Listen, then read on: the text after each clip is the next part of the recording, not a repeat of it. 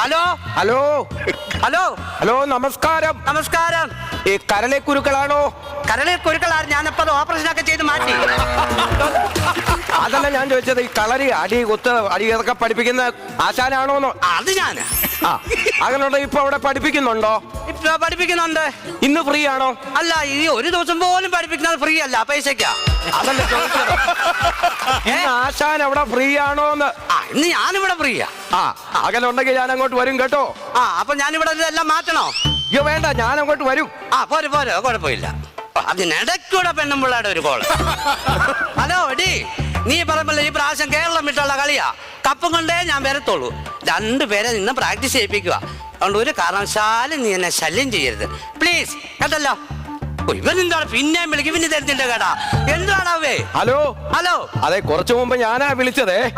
ഞാൻ വിളിച്ചിട്ട് വെക്കാൻ നേരത്തെ ഓക്കെ പറഞ്ഞായിരുന്നോ? ഇല്ല.